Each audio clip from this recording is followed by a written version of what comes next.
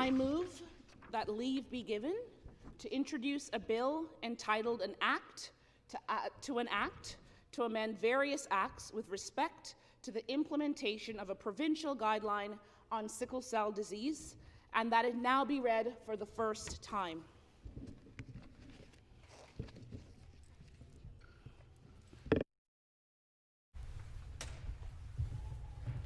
Thank you. Ms. Andrews has moved that leave be given to introduce a bill entitled an act to amend various acts with respect to the implementation of a provincial guideline on sickle cell disease, and that it now be read for the first time.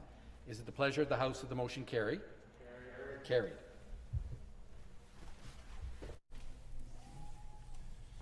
This is a bill entitled an act to amend various acts with respect to the implementation of a provincial guideline on sickle cell disease. First reading of the bill. Première lecture du projet de loi. And I'll invite the member for Toronto St. Paul's to briefly explain her bill. Thank you, Speaker.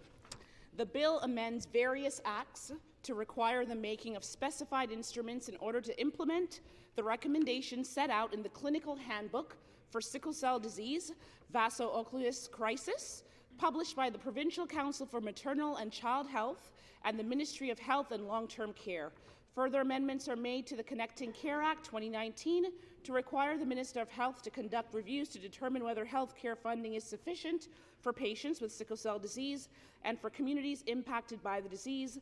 Finally, the Anti-Racism Act 2017 is amended to require the Ministry of Health, the Ministry of Long-Term Care, Ontario Health, and any person receiving funding from the Government of Ontario to provide health care services to take all reasonable steps to ensure that information relating to the race of patients in Ontario is collected. Thank you very much, Speaker.